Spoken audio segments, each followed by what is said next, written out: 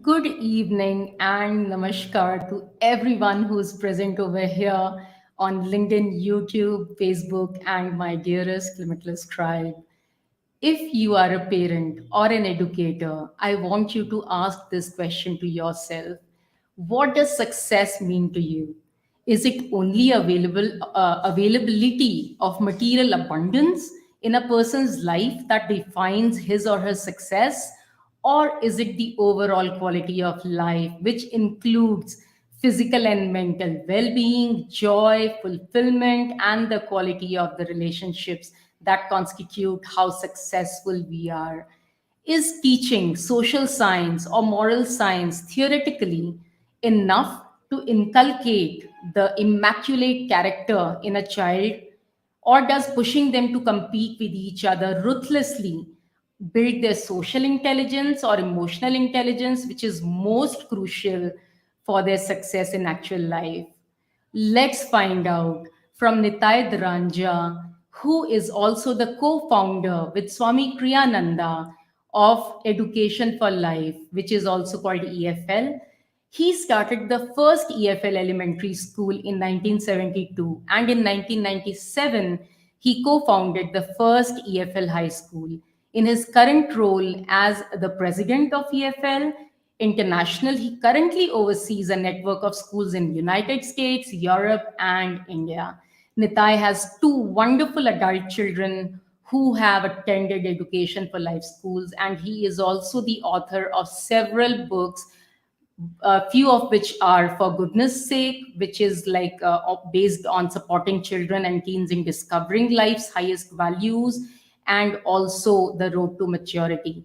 Nitai graduated Phi Beta Kappa with a bachelor's degree in humanistic psychology from the University of California at Berkeley, and he also earned a lifetime teaching credential and master's degree in education from the University of California at Davis. So let's bring on Nitai with a big, big round of applause. Thank you so much, Nitai, for joining us over here. It's absolute pleasure, and I'm totally humbled to have you over here. Thank you, Anshu. I'm happy to be here. Thank you so much. So, Nitai, would you share with everyone as to what is education for life philosophy? Well, it ties in a lot with your introduction. That starting with life is more than material achievement, material accumulation. That just because you have a lot of money or a lot of power does not make you necessarily happy. And it's not too hard to verify that if you just go around and look at people. Happiness doesn't seem to be associated with money. Um, but we take that and we say, okay, well, our education system, unfortunately, is focused pretty much on materialistic values. We reward kids for getting good test scores and getting into the right college and getting in the right job, getting the right amount of money, and then what? They get the right amount of money at the end, and they say, something's missing.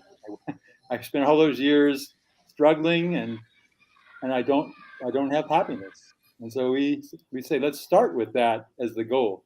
Let's start with happiness and just a feeling of contentment in life, feeling of integration in life is really at the goal for everyone. And it starts at the very, very beginning. Um, you have to look at young children before they get into the educational system. Very few of them have self-esteem problems. Most of them are very active, very courageous, very exploring. They just have all this energy. But once they go into the traditional academic system, most of them start to lose that. A few are rewarded. They're the best at math or the best at spelling or whatever the thing is.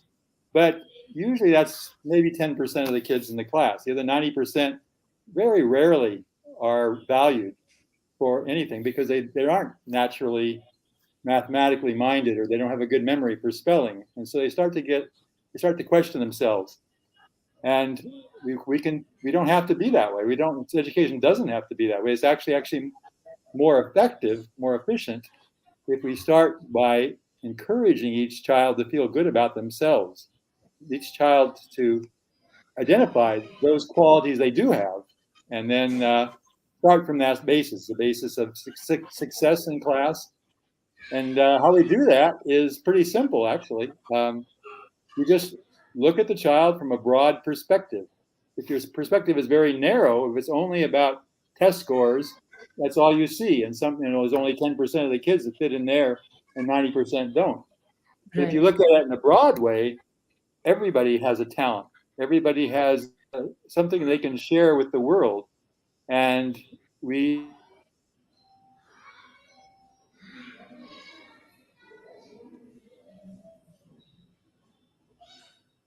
I think it's the internet connection. We just lost you, Nitai. okay. We are not, yeah, I can hear you now. Yeah, Okay. you're, yes. So every Education for Life school has an awards assembly. Most schools have an awards assembly. I went through them myself when I grew up, and there were only a few of us that ever got awards. But if we start from this broad basis, like we just had one to complete our high school year this year, we have an online high school, and one student got an award for creativity. Right. Another student got an award for loving animals, and someone else got a Amazing. reward for self-respect. And it can go on. There's an infinite number of awards that can be given because each child is unique. And all it does Yes. it takes is for the teachers to be looking for that uniqueness and then to honor it. And then the student can go on from there. Okay, I'm really good at creativity. Maybe I'm not so good at math, but I can try because I know I feel good about myself because I've been honored for what I can do. Now I can reach out and try something a little different. Whereas if there is not that recognition, there's like, oh, I can't do math either. I can't do reading. I can't. And there's just, you start this whole downward cycle of self-doubt and lack of lack of knowing who you are and being able to develop those qualities. So it's a crucial point and one that is badly needed around the world. Absolutely. And it's so beautiful. I mean, giving award for their unique talent is something I think, none of the schools I have heard, go ahead with that. An award for self-respect, an award for loving animals. It's so beautiful. So every child knows that, yes, they are special with whatever they have. They don't need to compete with anyone and they don't need to become anyone else. No, exactly. Instead of competing, you start to appreciate each other. That, oh, Absolutely. you're good at this. You're good with animals, but you're good at math. That's great. You're both wonderful people. You're good at Yes. science, and you're good at courage. And you each add to the general pool. So it becomes a cooperative effort rather than a competitive effort. Yes, so true. So, why don't you share your journey, first of all, as to how you landed up in Ananda in the beginning of your life, and then how did EFL get started? Well, my background was, of course, I was in a traditional school, and I was one of the 10%. I always got awards. I always got the awards for best math student or best speller or whatever. And I saw how empty that was after as I became into my adult years. I said, this is a stupid game that I've been playing for the last 15 years. I happen to be good at the game, but the game itself is worthless. It has nothing to do with real life. So that Right. set me up that I would, at that point in my life, this is at about 20 years old, the last thing in my life that I wanted to be was a teacher because I looked back at my education. I said, what a waste. And but then, in looking for a bigger picture of life, I came across the book Autobiography of a Yogi by Paramahansa Yogananda. I happened to be in New Delhi when I read the book, and Okay. I was deeply drawn because he gave a depth to life that I had not had before through meditation and yoga and the whole spiritual dimension of life. So I was looking for a place to, you know, kind of settle down and focus on that. And I was guided back to California, and there was a new ashram starting called Ananda Cooperative Village. Yogananda had a vision or a plan to establish world brotherhood colonies, he called them. They'd be basically places where people could live together with an uplifted consciousness and support each other in those ideals in everything, through your housing and your gardening and your businesses and your schools and everything. You would be surrounded and working with people who shared your ideals, and make so that everybody could be stronger in them than just working off by yourself. So I was very drawn to that idea, and I had the very great blessing of helping to start that community with Swami Kriyananda. I did specialize in the education part. How do you bring children into this kind of a lifestyle? And we had the support of parents who wanted this kind of approach to their children, to be given this kind of a wide approach to life. And so we were able to just begin very, very simply at first. We just did what we worked with what we had. We had a few students. We had a very minimal buildings, very minimal budget, but we had a lot of enthusiasm. We had a lot of courage, and of course the kids, they didn't care what kind of situation they were in. They just wanted to enjoy their experience. And so we started the school. And then this is the 50th anniversary of that first school next month. And Yes. it just kind of grown very organically. People finding out about it, wanting to, come in more deeper contact with it. We started some summer camps early on, and then some of those families went back home and they said, we want a school based on this. And so we were able to start schools in places like Palo Alto, California, Portland, Oregon, as well as at the original site in Nevada City, California.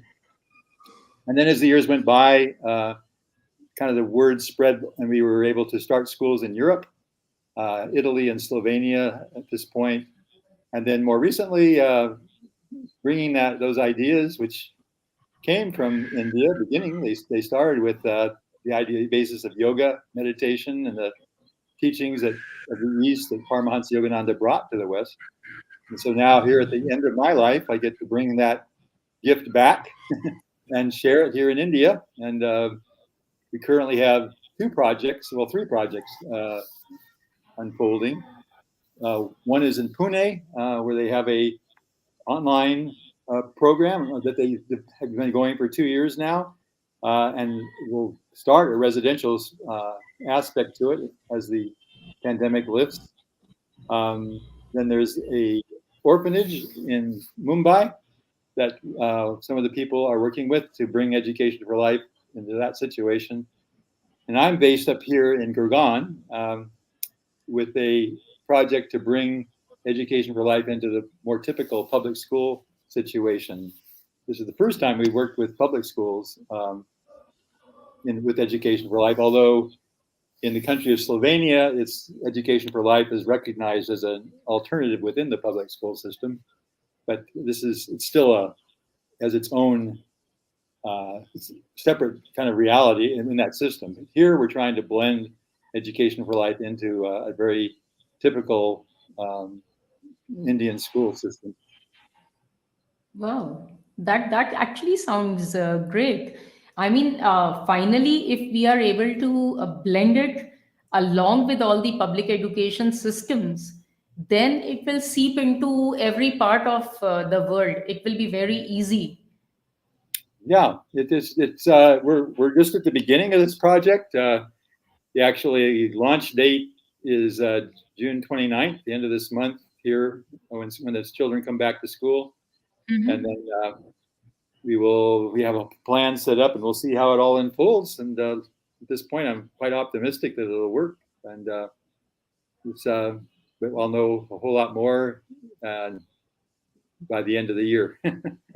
Yes, absolutely. And wasn't the school started way back? I mean, Paramhansa Yogananda, he had started this way back, I think 100 years back in Yeah. Ranchi.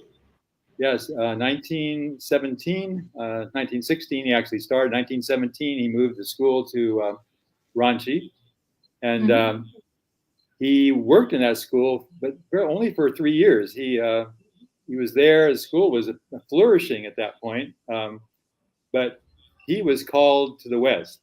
If you've read the autobiography of Yogi, if you know the story, he was there in the storage room at the school in Ranchi when he had this vision come to him, and the vision was very strong with a lot of faces, a huge crowd of faces that he recognized as being Westerners, probably because of Yes. their clothes and stuff. And he just felt the strong impetus that now was the time for him. He was 27 at the time, I think, for him to do this further work of really being India's ambassador to take these teachings to the East, to the West. He was the first yogi to actually live in the West for an extended period of time. He was there from 1920 to when he transitioned at the end of his life in 1952.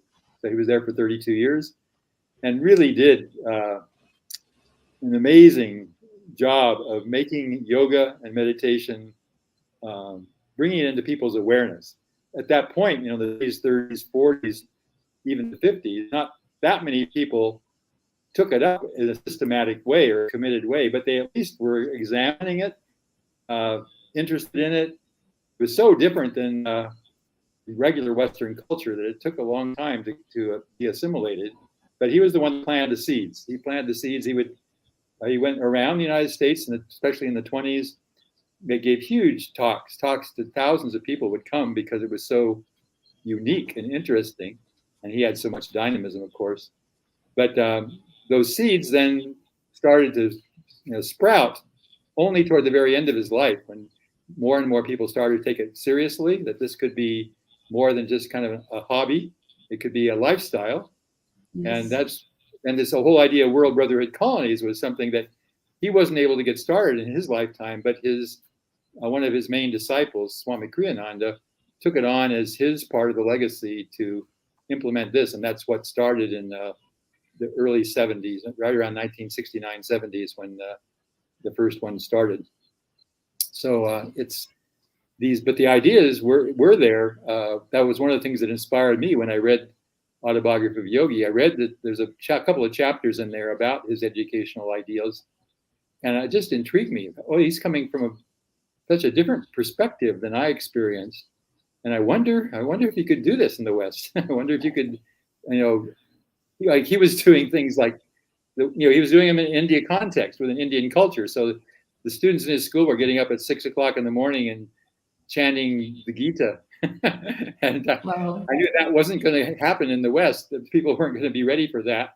So but it had to take the essence of what he was doing and then apply it in the Western context so that, we could come at in the same direction, but just in a different avenue.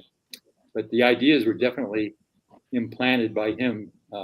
He did a couple of key articles that are on our website. Our website is edforlife.org, edforlife.org. But Yeah. these two articles, one is called The Psychological Chart. It's a Mm-hmm. very, very detailed analysis of things you can look for in each child. Everything from their handwriting to their physical stature to their level of concentration, on and on and on.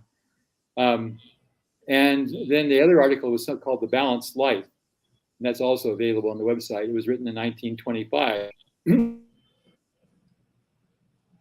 Going to be able to bring the education ideas with him to the United States. The adults simply weren't ready for it. He actually wanted to try to start a school at his first headquarters, Mount Washington. It was Mm-hmm. part of the plan that he put out and raising funds for it. But Mm-hmm. very quickly he realized that he was going to have to spend his life convincing the adults that this is a good Right. thing, direction to do, and that somebody else would have to come along later and pick up the educational part of it. So Phenomenal. I think, God segregates the tasks. He had a separate purpose for which he came, and then Swami Kriyananda came for a separate purpose, and then you had your purpose of being the ambassador of this education for life. I think everyone has done their work, what they came for. yeah, and that goes right back to the original point. I think that's true of everybody has something they're here to do. It may not be a great public work; it might be a very private work, but if we can learn to attune ourselves to that purpose that comes from inside of us, it comes with us at birth to accompany us into this incarnation, then our life is going to have a lot of meaning because we're doing what we're supposed to be doing here. But that's part of the training that we want to do with the children is help them to be self-aware right from the start. Help them to be able to think, to understand what they're thinking, to be able to express it, even at the first grade level, second grade level. Like, give you a very simple example. So a teacher is going to have an art lesson. Well, one way of doing it is to give the child paper, a pencil, and tell them exactly what you want them to do, and then give them a grade on how close they come to what you wanted them to do, which is often done. The problem there is it externalizes the child's focus. He's thinking about, what does my teacher want? And then he tries to draw what the teacher wants. If he's a good artist and draws well, he'll get a good award, but he's still not in touch with who he is or she is. If another teacher hands out the paper and the pencils and says, okay, today we're going to draw a house. And I want you to think about what kind of house you'd like to see. And I want you to draw a house. There's no particular kind of house we're trying to get. We want to know what kind of house you'd like to see. And so it reflects back inside to the child. You start to think about what do they want. So it varies.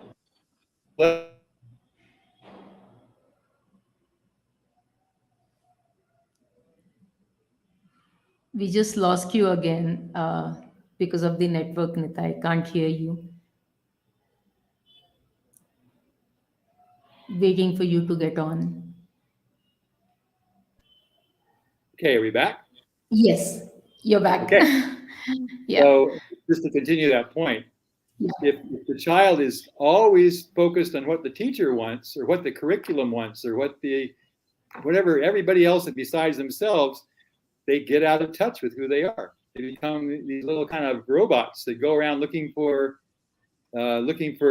fulfillment from other places. But what they can do is they can learn to look inside themselves from a very young age and to grow in a holistic, integrated, organic way where they keep their focus on who they are and can just take that all the way through the adolescence, 20s, 30s. You don't have to go into therapy at 40 now to figure out why your life isn't working. It will be working. Right. If you are in attunement with yourself from the beginning. Yes, exactly. Yeah. Great. You have written a few books, and one of them is For Goodness Sake. And in that, you have mentioned quite a lot of different activities that can be done with the kids for helping them learn the different life skills experientially, like the application of willpower or focus. Could you please share with us some example of those? Yes.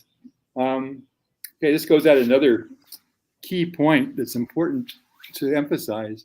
So, especially here in India, everybody is in favor of values education. Sometimes it's called moral science, but it's a wonderful trait in the country. I highly appreciate it because it's not there in the United States. It's only beginning. But here in India, because of the great culture that everybody is part of, there is that innate interest in this area. However, how it's done is from the outside in. It's the teacher telling the students that they should be honest, or they should be kind, or all these different things. And the parents doing that. You should do this. You should. And like when I was growing up, I was raised in a Catholic, and I got a lot of that. You should be all these different things. There were like, a whole bunch. And if you didn't really take it seriously, then there was a consequence that if you don't do this, you're gonna be committing sins, and you're gonna have to suffer and whatever. If you're really bad, you're gonna be in hell for eternity. And somehow, I just never thought that was a very good way of getting people to do things. But so the whole idea with that, for goodness sake, is to just give people ideas on how you could approach this whole area from a different perspective. And these games, part of it is just to make it fun. This is also teaching too. The one you just alluded to was the willpower. So willpower is obviously a tremendously powerful life skill. And you could say you should have willpower, but what if we just kind of educate them through games? Children learn a lot through games. They love, that's a big part of childhood, is being able to play games. So let's just tune into that. So in this area, I take one of Yogananda's insights. He divided willpower into 5 categories. He said there is the kind of automatic willpower of tiny babies, or physiological willpower, he called it, where you just, if you're hungry, you cry. If your diaper's wet, you cry. It's all tied to physical sensations, and that's how you use your willpower to get Right. food or whatever it is. Because the Yes. next one is called blind will, and that's when the child simply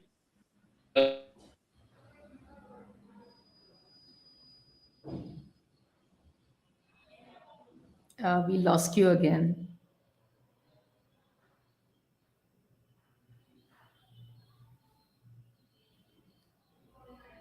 Please bear with us for a moment. He'll be back. Okay, here we are. Okay, Yeah. Yes. so we're going.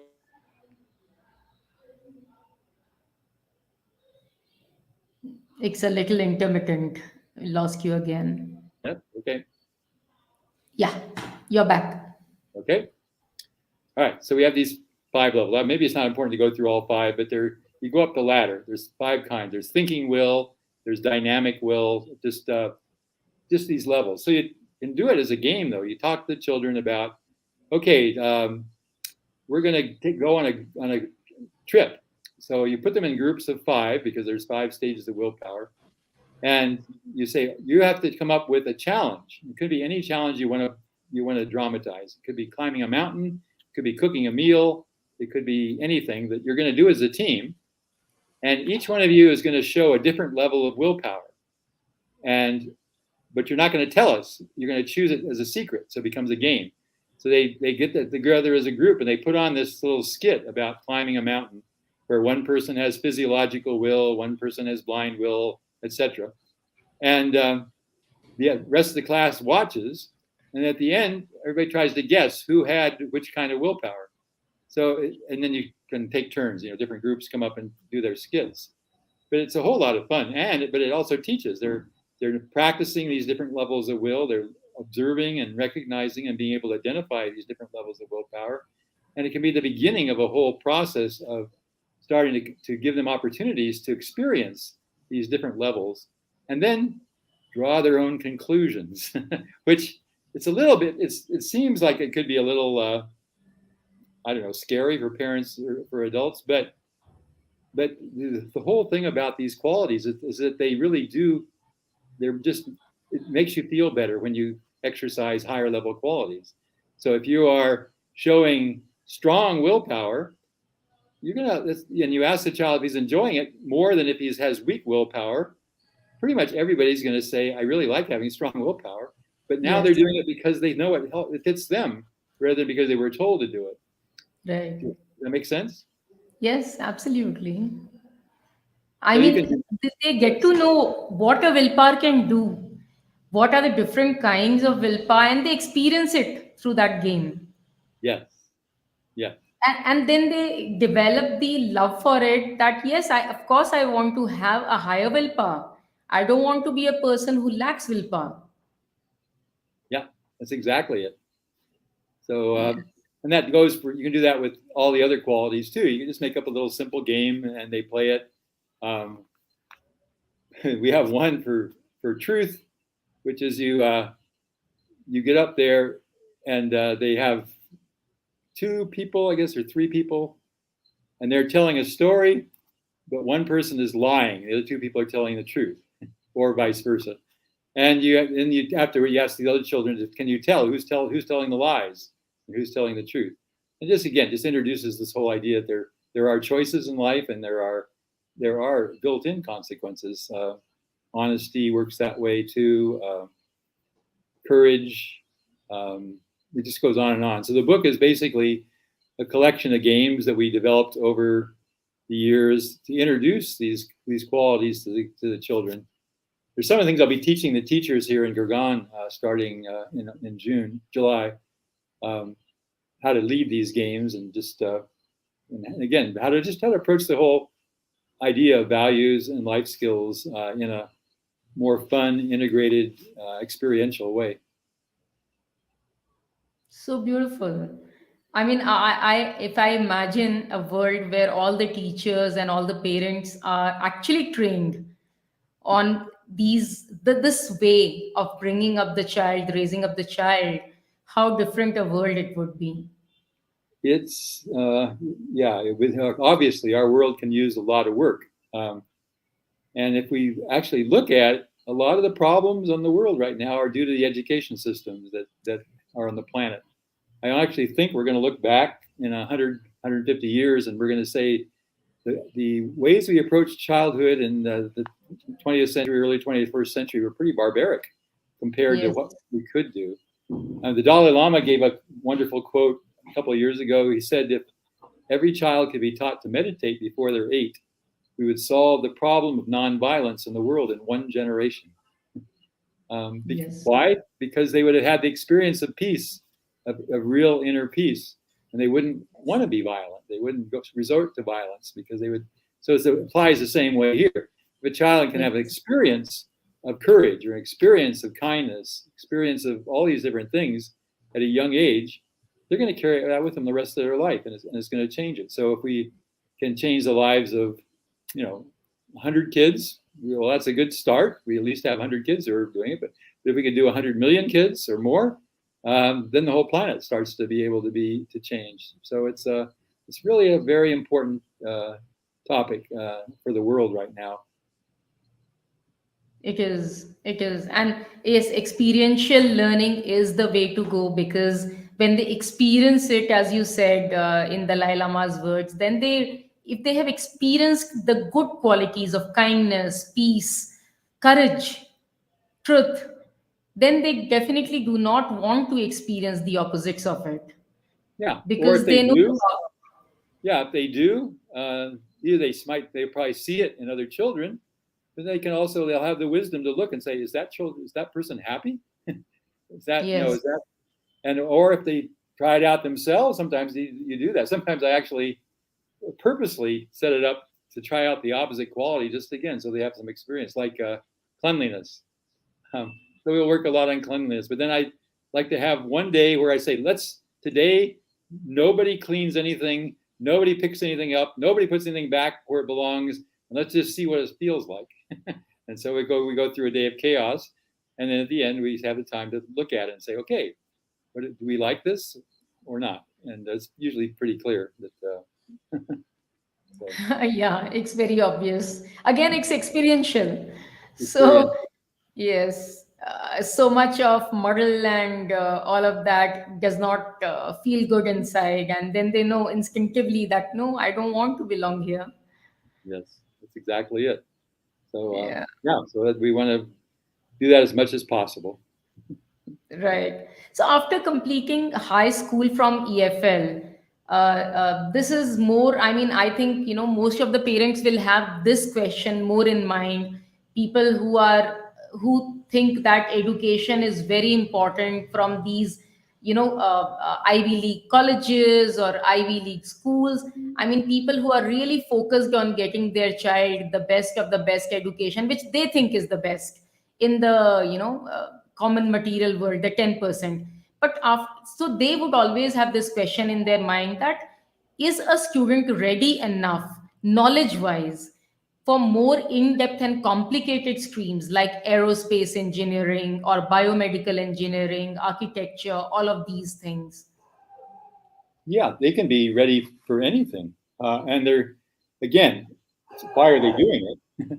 Are they doing it because they're being pressured to go into a particular field that they're not really attuned to? Yes, they may. They may actually succeed, but again, they're not going to be happy. They're going to feel like they're living somebody else's life.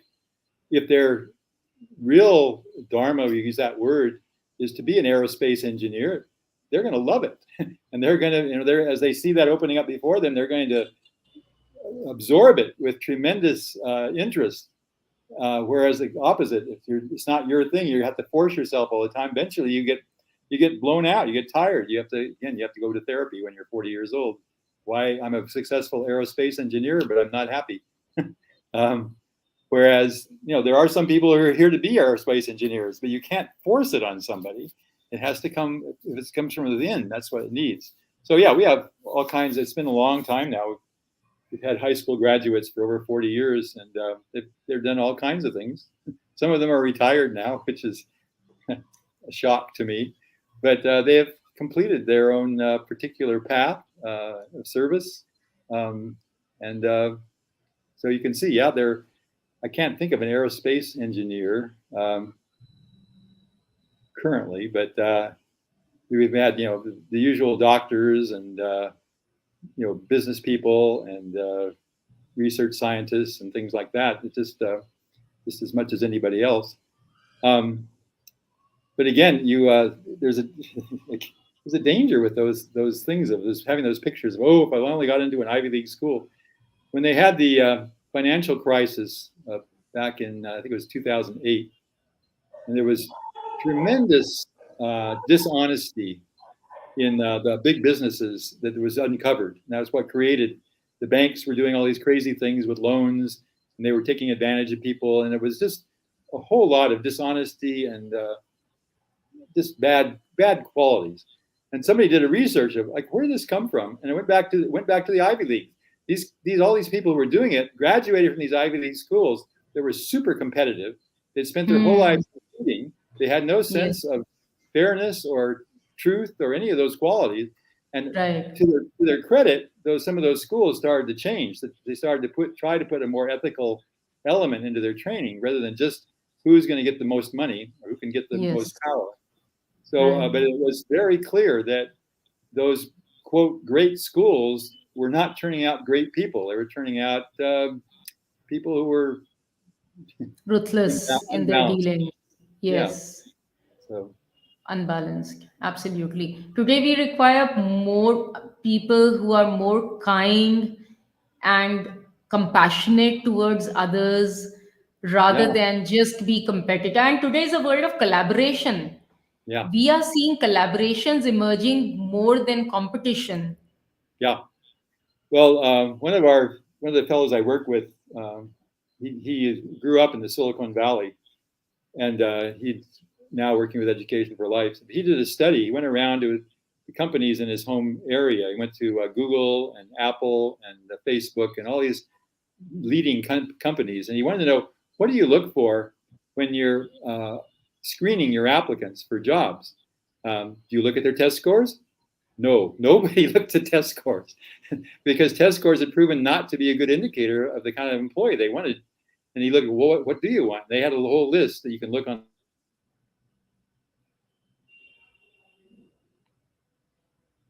We lost you again.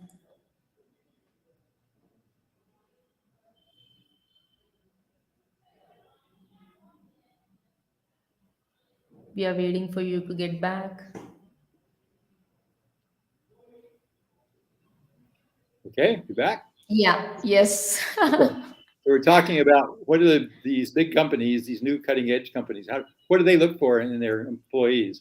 So teamwork, cooperation, creativity. When you come up against a challenge, can you be creative and solution oriented?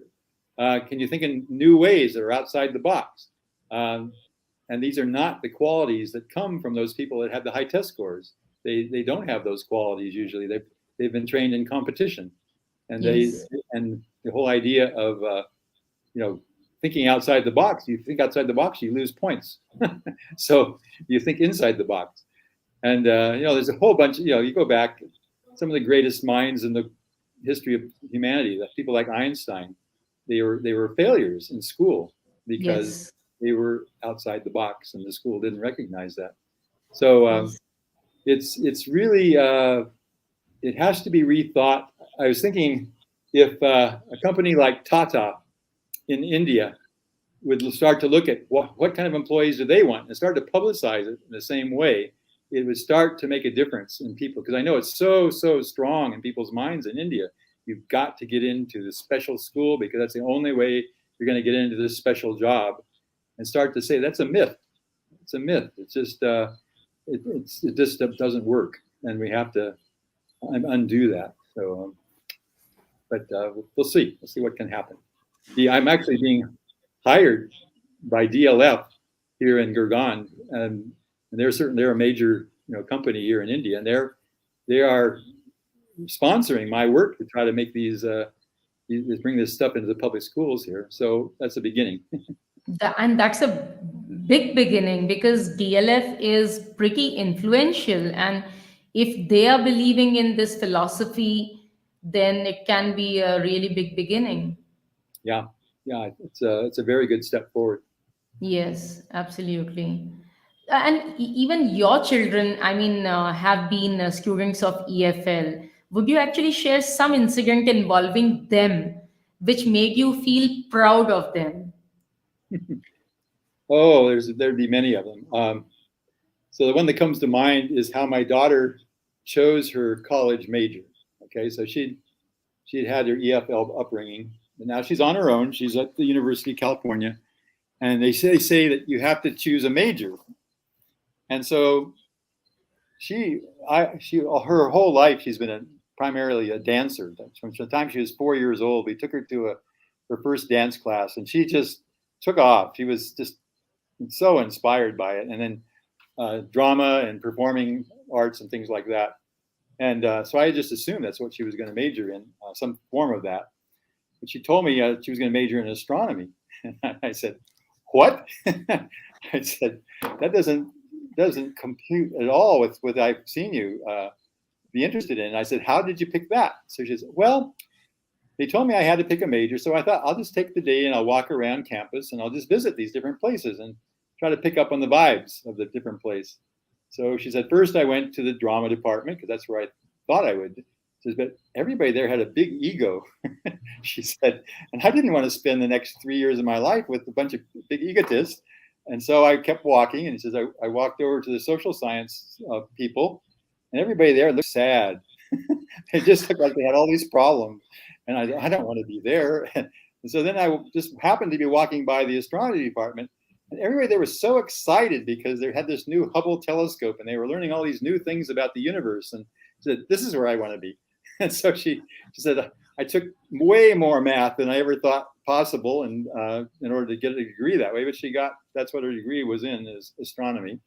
And she was happy with it. It wasn't something she wanted to follow up on later. She wanted to and went back to dance, but she did her dance through the PE department there at the university, so she got a lot of training at the same time.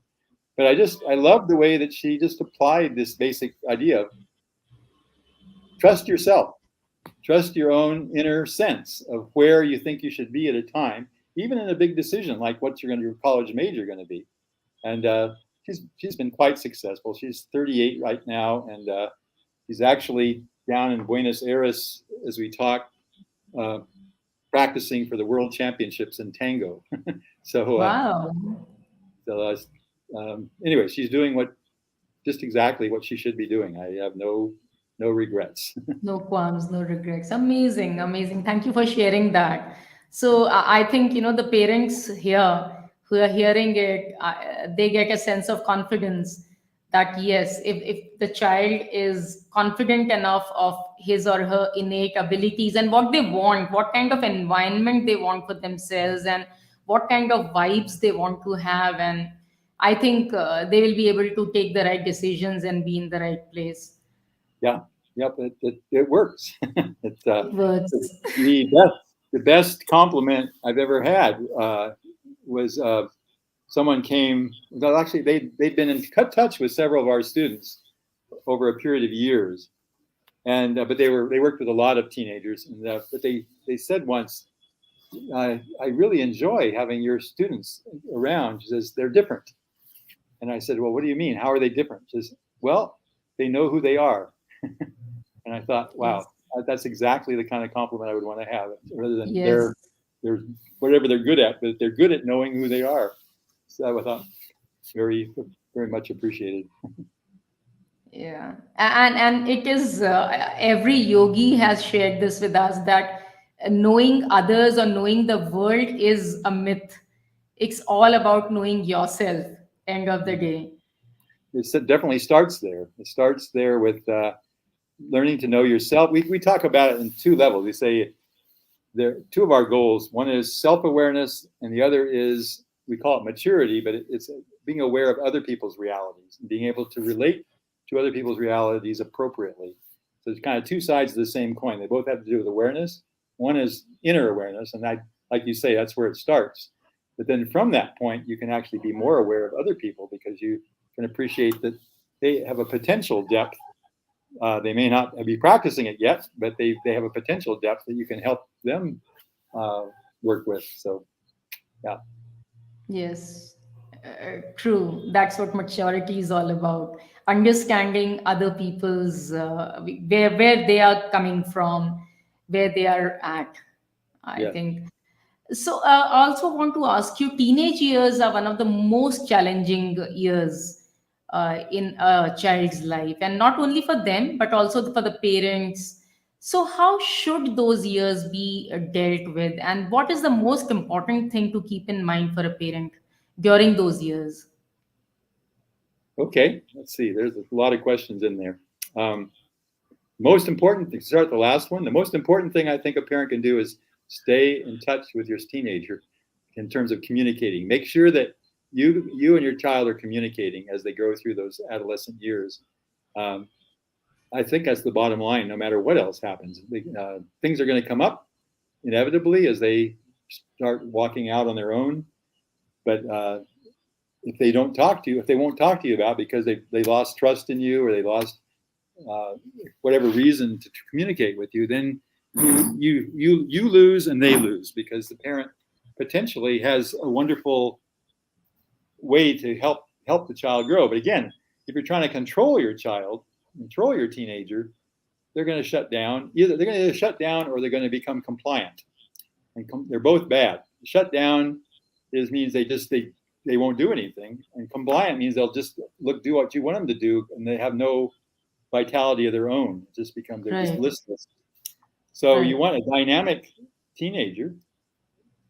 So it's a very crucial period. We call it the will years from 12 to 18. In Yes, Education for Life approach, we emphasize different tools as they grow up. From 0 to 6, we emphasize the body, which is pretty obvious. They're just learning how to make this thing work that they have. From 6 to 12, we emphasize feelings, which is like you can start to work with your feelings, become aware of your feelings, learn how to work with them in a creative way. And then the will, it's from 12 to 18. Intellect does come in, but later. 18 to 24 is intellect. And we do a tremendous disservice to our teenagers if we only emphasize the intellect, which is almost so common, it's almost universal. right, An imbalance. What they need during those years, they need life experience. They need to challenge themselves. They need to reach out to bigger arenas. Some of them can be academic, some of them can be intellectual, but it should be the emphasis is not on the intellect, the emphasis is on the will, on encouraging them to stretch. So, if you think of it like a plant in the beginning, you might put the plant in a greenhouse.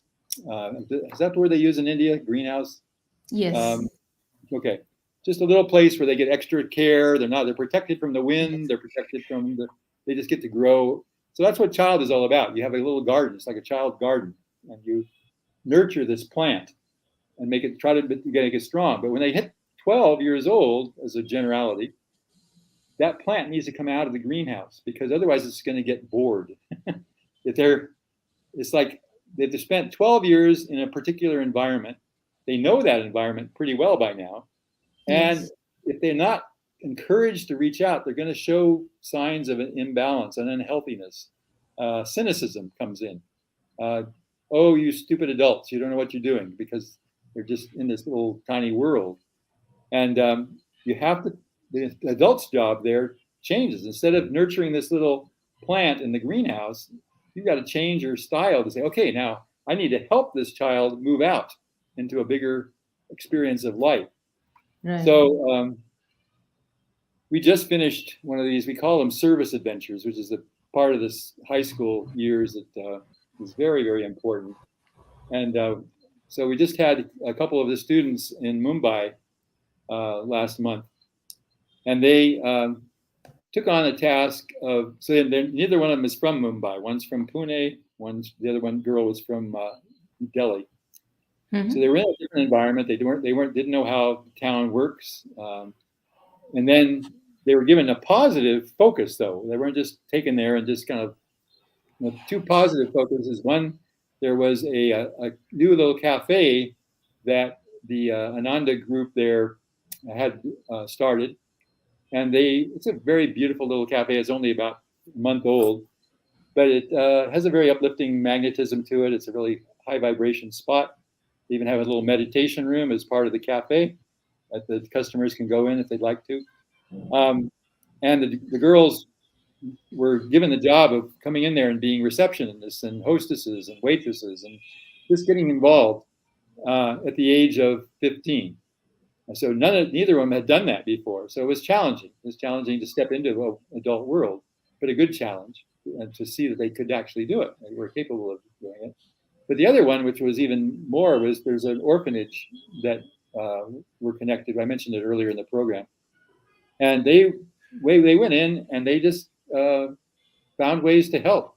They helped cook the meals. They helped organize the kitchen. They helped clean the facility. They helped paint the walls. They just went on and on and on. But and all these things that they had never done before, especially in this kind of environment. So you could just see it day by day, the stretching happening, the challenge, the sense of, can I do this? But then them persevering through it and finding that they could do it, and coming out of it very different from when they went into that period. So we try to do that with everybody in the teenage years every year. Have some kind of a service adventure that's really takes them out of their comfort zone. But we also do it on an ongoing basis. But many schools do this. You have service projects. Service projects are a wonderful thing for teenagers to be involved in. And we definitely incorporate that, try to find areas where they can just get involved in helping wherever the need is. So those kind of things are crucial to teenagers. We have this, currently I'm involved with this online high school. And that's part of it. In the online high school, the big thing is they get to meet teens from different countries and study with them on an ongoing basis. So you have somebody you're studying with who's from Iran or from Italy or from the United States. And you're having your regular classes, but you get these different perspectives. So not everybody's thinking the same way. And you expand. Your consciousness expands. So anything you do with a teenager, you're looking for, how can I help them move out the boundaries in a positive way? The boundaries, they want the boundaries to move. That's just part of being a teenager. So if they don't have positive ones, they'll often find negative ones. So you'll see teenagers picking up smoking or alcohol or something just because they want to try it, because it's something new and different. Well, those aren't going to be very helpful to them in the long run.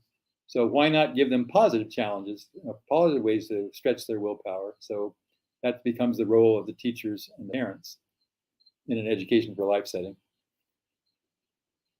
So true, actually. And I think these are the years when they want to now start spreading their wings. Till now, they are under the canopy of the parents and the school teachers and everything. And this is the time they want to kind of move out and be more on their own with their friends. So it's like, you need to help them spread that wing with that trust that you have built with them. Yeah, exactly. And, you Right. take advantage of whatever opportunity you do have. And again, going back to that, they're not going to be very open to you if they don't have that trust, if they don't have that sense that you will listen to them and you will consider their ideas. Not to go along with all of them, but you'll at least consider them and listen to them and find out why they're drawn these ways. So something like video games. You see kids completely absorbed in them. Well, parents freak out. They're, oh, no, you don't want to do that.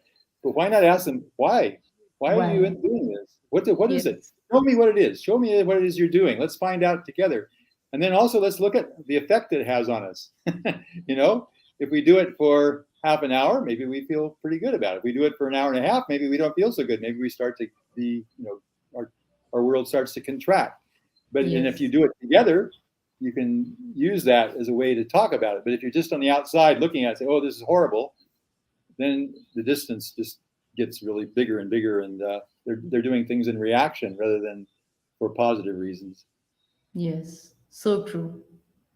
Yes, you need to get involved with them to be able to build that communication and trust. Yes, when you're looking at it as an outsider, you are more judgmental and they do not trust whatever you talk about. Exactly, exactly. Yes. So why not? We call it entering the child's world. Why not enter the child's world and see what's there before?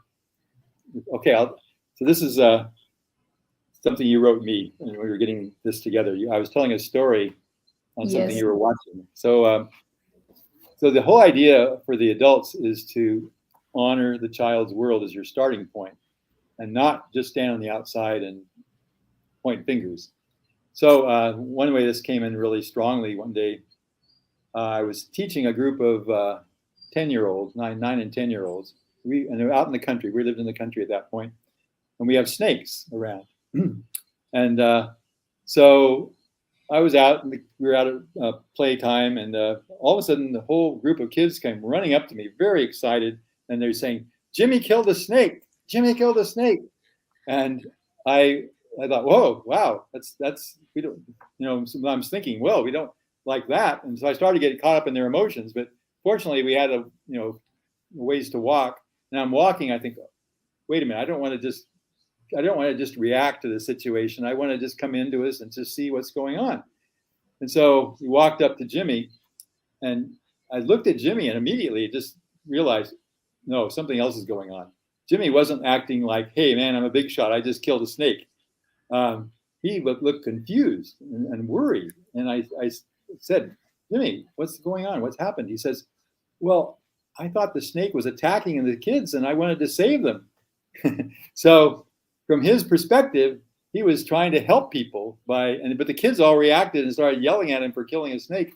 And so I just was able to say, Jimmy, that was really courageous. Took a lot of courage to go out there and yeah, we don't want to kill snakes, but you were trying to protect people. And I understand that. So it was just a whole shift of consciousness that came about because my first question was, what's Jimmy experiencing? What's his experience rather than what is the outside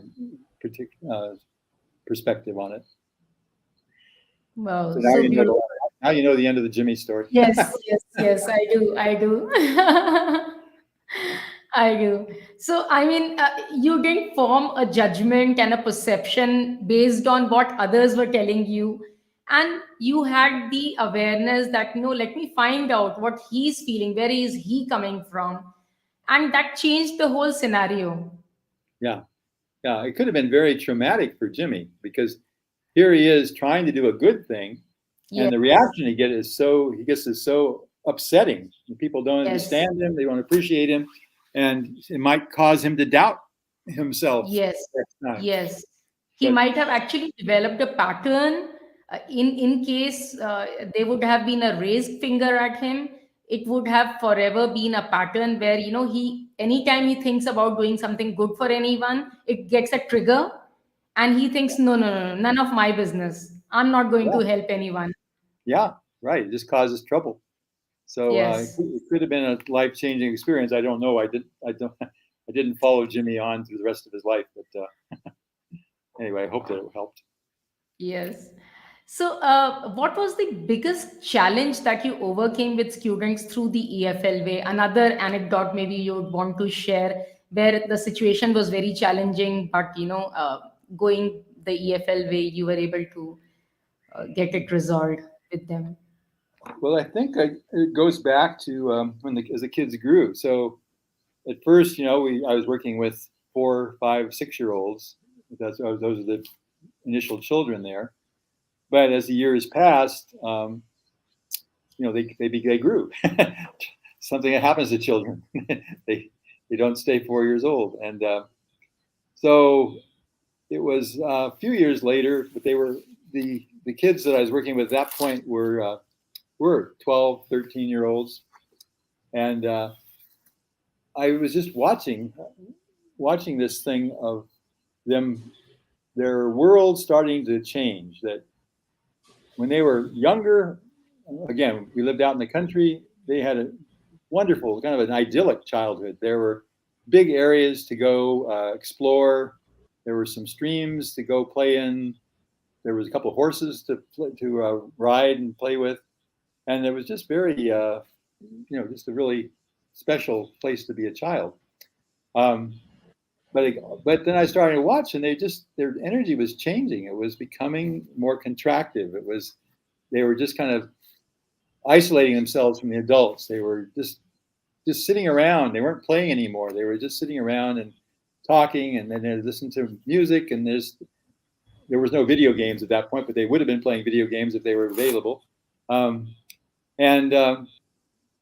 I just thought, wow, something seriously is going wrong. So this is my first going through this process I told you about earlier with the greenhouse and the fact that they needed a bigger world. Even this very idyllic world that they had as a childhood, after 12 years, they were tired of it. It wasn't enough. They'd already been through the forest. They played in the streams. They'd ridden the horses. They'd done all these things, and that wasn't enough at this point. Their lives, it wasn't they're being ungrateful. Some people would say that, they're being ungrateful. They didn't know what such a wonderful childhood they had. But of course, 12 or 13 years old, it's really hard to have that perspective. But I just realized, no, they need something more. So we did. Yes. We tried out this experiment of we wanted to find a place where we could help. And it just worked out that it happened to be in Mexico, which is the country just south of the United States. And we went down there. We organized it. We wanted to, part of it was getting the kids to earn the money for the trip, because it was going to, we didn't want to just give them the trip. And we wanted them to be immersed in the experience. I'll tell you a little bit, the second part of the story afterwards. So they spent several months earning money to pay for the transportation costs to get down there. And we had made arrangements with this. It was an orphanage also. It was a Mexican orphanage run by Catholic nuns and a priest. And we went down, and we spent, I think it was 3 weeks living in the orphanage. We moved into the dorms with the kids who were living there. We got up in the morning at 6 o'clock with them to help them clean the orphanage. We ate with them, which the diet at that point was beans, rice, and tortillas, chapatis from Indian point of view. And that's what we had. We ate it. They ate 3 times a day. And we just lived their experience. And it was, the whole idea is we're helping them. But afterwards, I realized they were helping us. Because there were so many things the kids learned, like such as each child in the orphanage had a little box. It was about 6 inches by 12 inches by 4 inches. And everything they owned in the world fit in that box. Wow. Awesome. And they didn't even have the clothes they were wearing. The clothes were communal clothes. Everything went in the laundry, came out, and people just got handed stuff, the size by size, but they didn't have my shirt or my coat or things like that. They didn't have any games, except they did have soccer balls. But one of the boys' favorite games had to do with bottle caps. And you take bottle caps from old soda bottles, and you play this game about who could throw it closest to a line without going over the line. And they were very, very good at it. And they played it for a long period of time. The girls, that was more the boys' game. The girls would sit around and do these hand games where you do these clapping things. Yes. In India also they do that. Yeah, and they were so good at it. My girls were like, "Whoa, how can they possibly be that good?" But after 3 weeks, they were getting a lot better. But they found out you don't need expensive toys to enjoy yourself. Yes. You don't need, you can't be picky with your meals. If you don't like rice, beans, and tortillas, you're going to get hungry. You can't say, "Oh, I don't like that." And right. so your food thing kind of goes out the window. I don't have to have a special diet to be happy. And it went on and on and on. Money. I don't need money to be happy. We even had a song that went with that. I'll tell the world I don't have money, but life is wonderful and every day is sunny. The trick is this: don't. Anyway, I can't remember the rest of it. Just feel, but find joy inside is the kind of the whole idea, which Right. these kids were manifesting. These kids, they didn't have any money. They were obviously at the bottom of the economic scale, but they were relatively happy. And so anyway, that and then, so when we came back, oh, second, no, so one year while we were down there, another group came by from the United States, and they had a similar idea, but they missed the main point. So these kids were coming from a regular, well-to-do high school in the United States, and they're coming down on a service project. But what they did is they came down, they moved into the fancy hotel in town, and they lived in the Oh, hotel, and then they came by in a bus to interact with the orphanage kids for a half an hour or an hour, and then they went back to their hotel and went in the swimming pool and all that stuff. And so their experience, they were also down there to visit the orphans. They also hadn't earned any of the money. Their parents had given them the money, paid for the trip. So complete, there was no interaction. There was just this very superficial, very superficial. and there was no growth. Whereas our kids Yes. were there, and they're eating the same food and stuff. And so our kids came back, and it was remarkable, the change, because it was the same kids that had been grumpy and unhelpful, and just their energy was very contractive. They came back and they were just poof, they were open and you know ready for new adventures, empowered by having done something that they didn't think they could do. And Yes. it just really, that was my education about how you need to work with teenagers. Up to that point, I didn't understand that. After that experience, I just thought, oh, this is the way to go. We have to emphasize this whole thing. So that was one of the biggest transformations for me as a teacher. Amazing. It's so beautiful, actually. So, do you also train parents and teachers on the EFL way of facilitating? And is there a training that is given to them, every teacher that joins and every parent that joins as a parent? Yeah, we do. We offer online training programs, and for teachers and parents. The first beginning courses are for both groups, because there's basically the same skill set. And then we have an Mhm. extended program for teachers where you take it into curriculum and how you might change your focus in curriculum with the usual subjects: math, history, English, all those things. So Hmm. but those are available. Again, that website, edforlife.org, I see it down there. Yeah, which is Um, yes. gives you the details on it, and people can sign up if they're interested. Wonderful. And that's what you're doing currently. You are in Gurgaon and you are actually training some public school teachers with this EFL way of Yes, teaching. that's my focus for the next few months. Right, right. So, would you also, EFL, you shared that EFL is present in US, Europe, and now in India in two, three different cities. So, now what's your vision with it in the next a few years? What is the vision that you're having with it? Um, well, I'd love to see this project in Gurgaon take off. If it goes as I think it'll go, we'll be able to train these teachers, and they'll have a good foundation, and within a year, I think we'll be able to make a significant shift in the priorities of how this, with the kids, that parents will be able to appreciate and want to support. Um, and if that happens, then we'll have a template. We'll have a template that could be used, anywhere in India, because this is a very typical. This is not a special school. It's kind of a middle of the road school. Um, People pay some tuition, but they don't pay a high tuition, and DL. We lost you again. Okay, we are waiting for you to come back.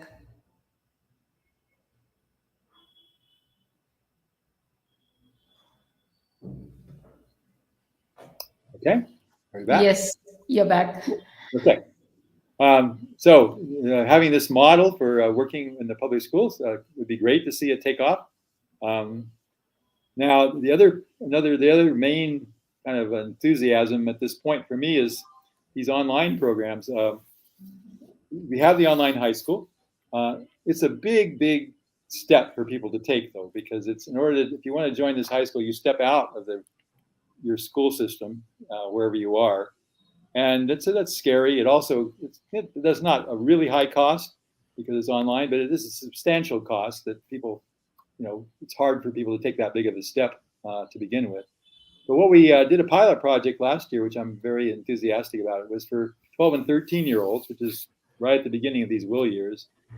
We started what we call a club. We call it a Living Wisdom Club. Mhm. And the club meets outside regular school times. So you Mhm. don't have to opt out of your school system to be in it. You can just stay with whatever you're doing. But it would be after school or on a weekend. And they meet once a week for the whole school year.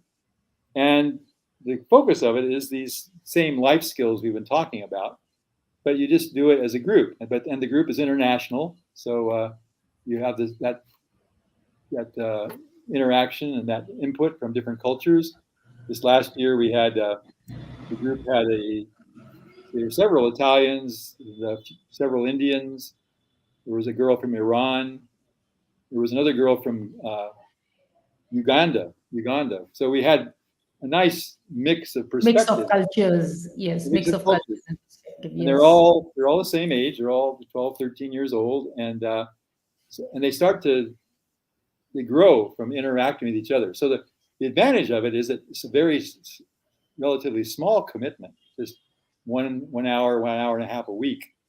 The financial commitment is much less than for a full high school experience for the parents. But the children get a taste of this. They get a taste of what this is like, and I'd love. I think we have this staffing that we could expand that quite a bit by you could have several different groups like that. And I'd like to see that grow, and I think that'll grow quickly actually as we're able to get the word out. So those are my two current goals of working with Education for Life. Sounds great. Uh, So, would you also share about the, I mean, you already shared about the Ananda community part as to what was Swami Kriyananda's vision with it, and even Paramahansa Yogananda's vision with it. What are the good things that have come out of staying as communities? What are some of the benefits or the good things that you have seen? Oh, for the communities thing, yeah. Well, again, that was Swami Kriyananda's way of applying his guru's work was through these world brotherhood colonies. There are now, let's see, there's half a dozen in the United States, and then there's just a couple in Europe and in India. I don't think we. Well, no, in Pune, they have just started uh, sharing a housing space. They actually uh, pool their resources to all live in the same apartment building in Pune. Yes. So that's the first experiment in India. Um, so it's I can highly recommend it after all these years. It's just as they grow, they can start very small, very simply, but then as they grow gradually. And so um, your neighbors are people who share your ideals, um, and it reinforces your motivation to work toward your ideals. You see people just expressing them. Um, so one little story from very early on. Um, I was uh, I was in we had a monastery at that point. At that point, I was a monk, and I was in charge of the monks. And so I was supposed to keep track of the guys a little bit. And one of the guys, he didn't show up one morning until like 3 or 4 in the morning. And so I was concerned. What had he been up to? What had he been up to? So we just talked, and I said, "Well, what was going on?" He said, "Oh, well, I was picking up garbage for the community. We had the garbage truck, and he said, Divine Mother decided to play, and so we started. the truck started breaking down. We had flat tires, and it just went on and on and on. And so that took me several hours longer than I had expected. And so for me, here it was just like here was this example of somebody living their life selflessly by giving up their whole evening to do service for the community. And just seeing that example made me more committed that way. Oh my gosh, if he can do that, I can do it. And so if you multiply that by hundreds of thousands of experiences like that, people being generous, not that other people aren't generous or not other people aren't serviceful, they are. But when you draw together people who are prioritizing those things in their life, the whole is greater than the sum of its parts. You can move faster in those areas, and you just start to everybody can grow faster in the ways that they want to. So that community makes that possible. World Brotherhood colonies can make that possible. They can work. It takes commitment from people. It takes some wisdom. That was one of the things that I was so impressed with Swami Kriyananda. I was interested in communities before I found Ananda. Actually, when I was in college, I tried to get a group of my friends to invest in some land so we could have a community together. When everybody saw I was serious, they all backed off. And it wasn't something they were ready to do. But so I had read a lot of things about communities and seen that a lot of them don't work. But when I read what Swami Kriyananda had to say, I thought, he has wisdom. He has some understanding of life that I hadn't read in some of these other books. Like a lot of people have a system they want. They want to have a community based on a particular system. And those are the ones that usually fail because you can live in a system for a while, but not for a lifelong. Your people change. They outgrow the system. And so things fall apart. So his thing was it has to be based on consciousness, not on a system. And if people are all working on their consciousness together, they can give each other the space to do it at their own pace and do it in their own way, rather than having to lockstep everybody fitting into this particular regulated pattern. That's why Ananda has succeeded. Because it has a lot of flexibility. I know several times in my own life, I would get to a point where I just need to do something a little differently. But the community was fine with that, and would be able to just, okay, it's just my way of growing at that point.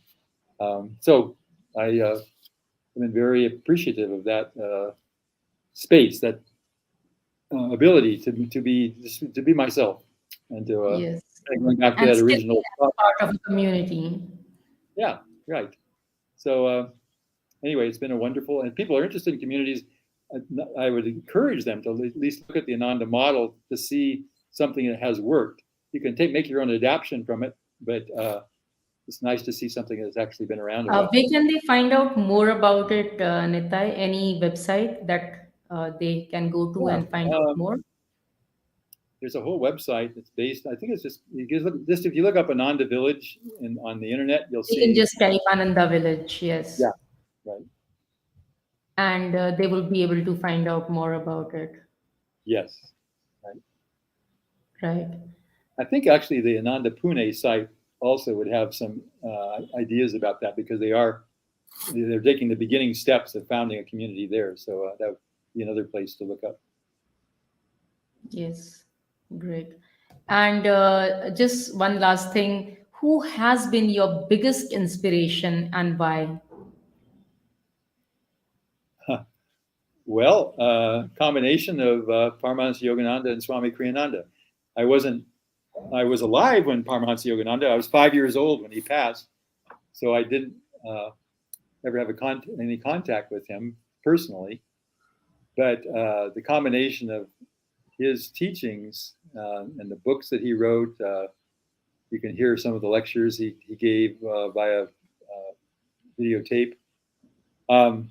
That plus being able to be around Swami Kriyananda for about 40 years of his life and watching somebody implement these teachings in a day-to-day way, between the two of them, they've completely transformed my life. Just then that's the greatest blessing I've had. Is the chance to see that in action.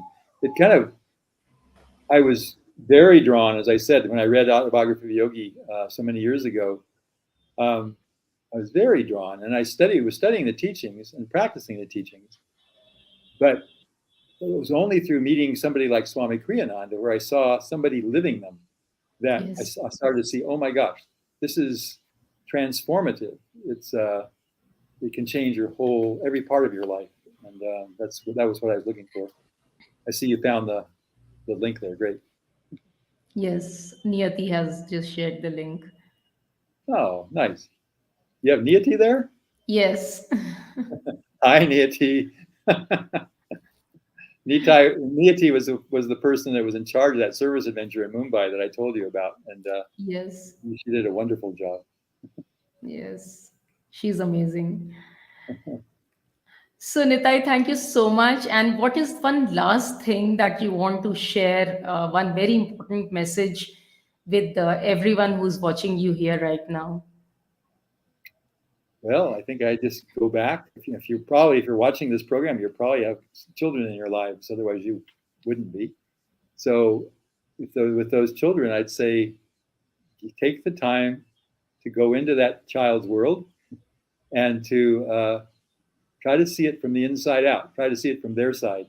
Uh, just try to tune into them, and I think you'll at that point will have the basis for building a very healthy relationship with those children, whether they're your own children or whether they're students of yours or whatever. It just will help you immensely to create the kind of relationship that they will find helpful. Yes.